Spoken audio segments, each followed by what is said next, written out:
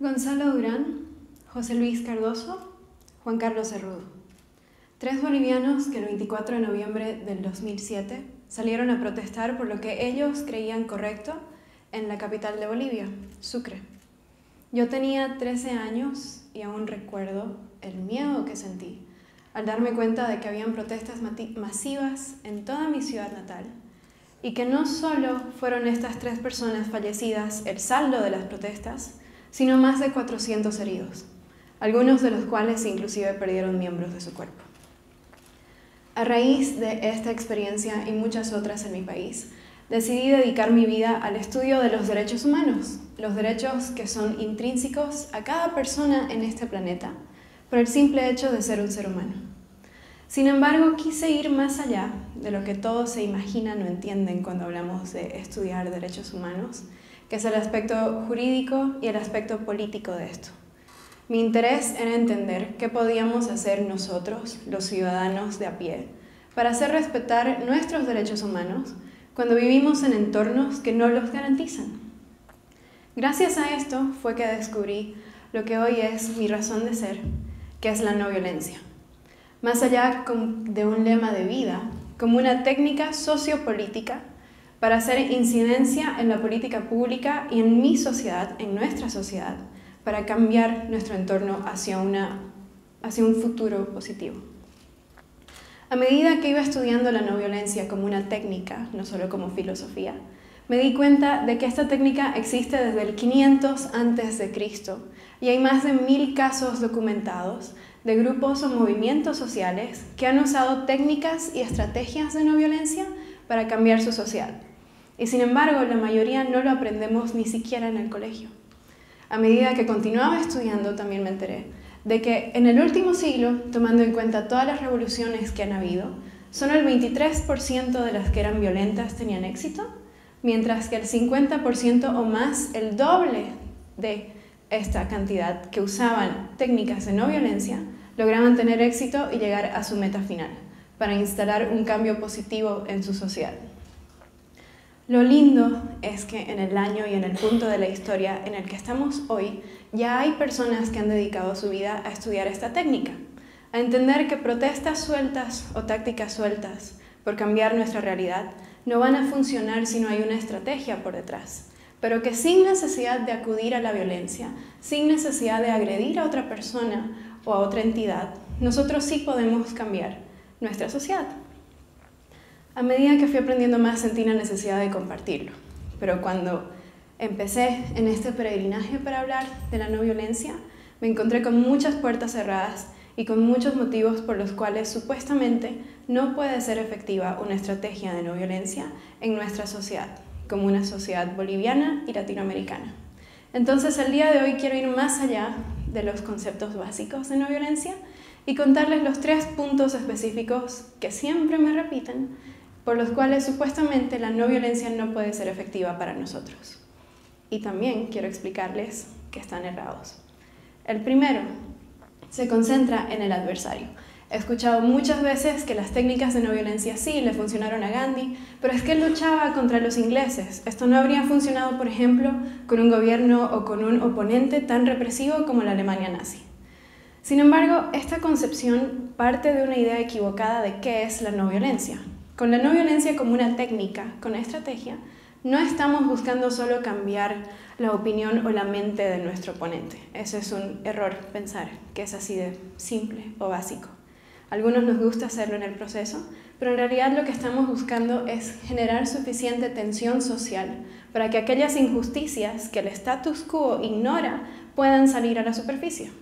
Sócrates decía que hay que crear tensión en la mente de un individuo para que pueda elevar su pensamiento de pensamientos superficiales a un análisis crítico. Y es eso lo que hace la no violencia. Busca levantarnos desde la injusticia, desde la discriminación, desde muchos errores que puede cometer nuestra sociedad, para poder hablar de inclusión, de igualdad, de justicia, de todos estos temas que al status quo no les conviene que surjan. Un ejemplo que me encanta dar para este caso, justamente siempre va en contra del ejemplo que me dan por el cual no puede funcionar. Un tema que muy pocas veces se nos enseña en las clases de historia es que durante la Alemania nazi, en la Segunda Guerra Mundial, la única protesta que fue exitosa fue una protesta hecha por mujeres en la calle de la Rosa, Rosenstrasse, en Berlín, en 1943. Más de 400 mujeres mantuvieron una protesta no violenta bajo cero en un ambiente bastante peligroso para ellas porque, como pueden ver, habían bastantes fuerzas de seguridad alrededor y con su persistencia y disciplina no violenta lograron liberar a más de 1000 judíos que iban a ser deportados a campos de concentración. Una segunda razón que siempre escucho por las cuales supuestamente la no violencia como una técnica no puede funcionar en Latinoamérica es porque tenemos una sociedad demasiado violenta y acostumbrada a la violencia. Y esto se entiende porque inclusive a veces se usa la violencia como una forma para educar en casa a los niños. Sin embargo, aquí tenemos que darnos cuenta que cuando hablamos de defender derechos humanos, muchas veces muchos grupos que se organizan alrededor de una causa van a tener una contraparte que quizás está luchando por exactamente los mismos derechos, pero están usando métodos violentos. Nunca va a ser una pelea única a ese grupo. Pero es en ese momento en el que nosotros, como ciudadanos, tenemos que tomar la decisión de qué voy a hacer yo para defender esta causa, para defender los derechos humanos, sea el enfoque que le estoy dando. Tenemos generalmente lo que muchos creen, dos opciones: no hacer nada, porque así es la vida, así es el mundo, las cosas no van a cambiar, ¿para qué arriesgarme? O actuar de forma violenta, participar en una insurrección violenta, agredir a mi oponente o usar técnicas de guerrilla.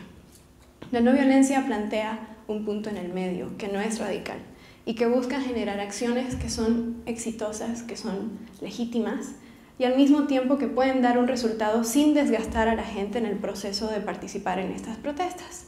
Hay muchos beneficios de actuar de esta forma, pero para este caso en específico quisiera recalcar dos. Uno, que actuar de forma no violenta le da mucha legitimidad al mensaje que uno está manejando, porque demuestra que está dispuesto a vivir su propuesta desde su protesta. Y número dos, que al usar no violencia y al tener protestas que son alegres, que son festivas, a veces se hacen la burla de las chicas que se ponen flores en el pelo o que le entregan flores a su oponente, ¿no creen ustedes que es mucho más fácil identificar a un infiltrado del bando contrario que quiera iniciar violencia dentro de nuestras filas? Hay muchos beneficios para evitar esto. Y un tercer argumento, el cual estoy segura que muchos entienden, es justamente el machismo. Y aquí puedo decir a nivel personal que como una mujer joven, soltera, que está intentando transmitir este mensaje, me he encontrado con muchas puertas cerradas específicamente por esto. Pero al mismo tiempo quiero contarles de que la forma de desmantelar el machismo justamente se encuentra dentro de las bases de la no violencia.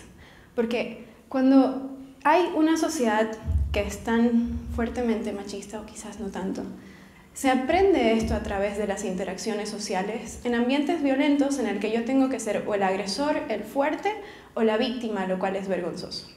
Cuando hablamos de no violencia, hablamos de cambiar desde nuestras creencias de qué es poder, qué es fuerza, una fuerza inteligente, a cómo vamos a demostrarlo y usarlo para cambiar la sociedad. Una muy buena noticia que tengo respecto a esto no es solo de que han habido casos de éxito de no violencia en sociedades machistas, yo ya sé que esperan que diga eso, sino que han habido casos de éxitos de no violencia en nuestra sociedad. Y esto se dio en 1977, cuando un grupo de 4 mujeres empezaron una huelga de hambre en La Paz, que no solo terminó torciendo el brazo del dictador para darle perdón a los presos políticos y a los exiliados, que habían cientos y pudieron retornar, sino que también generó que en un par de años se tenga que llamar a elecciones democráticas. Si ellas pudieron hacerlo, y eran solo 4, ¿por qué nosotros, que somos muchos ahora luchando por distintas causas, no podemos hacerlo? Y aquí quiero hablar de algo muy importante que decía el doctor Martin Luther King. Martin decía que uno de los mayores obstáculos para el avance de la sociedad no es necesariamente el oponente que quiere mantener el status quo, sino las personas de buena voluntad que entienden nuestra causa, pero que no quieren participar en movimientos no violentos. ¿Por qué? Porque estoy de acuerdo con tu fin, pero no me gusta el desorden que genera una protesta no violenta. ¿Qué mensaje nos están dando en ese momento? Que prefieren el orden a la justicia. La justicia y el orden existen en una sociedad para que nuestros derechos se respeten. Cuando nuestros derechos no son respetados, son el mayor obstáculo para que estos derechos se respeten. Entonces, lo que hay que entender es que un entendimiento superficial de personas de buena voluntad es aún más dañino que el total desentendimiento de nuestro oponente. Y el día de hoy quiero invitarles a que la próxima que vean una protesta y vean que es no violenta, o tengan una causa por la cual quieren trabajar, se sumen porque al final del día, si no somos muchos y si no hay unión, no se puede lograr este cambio.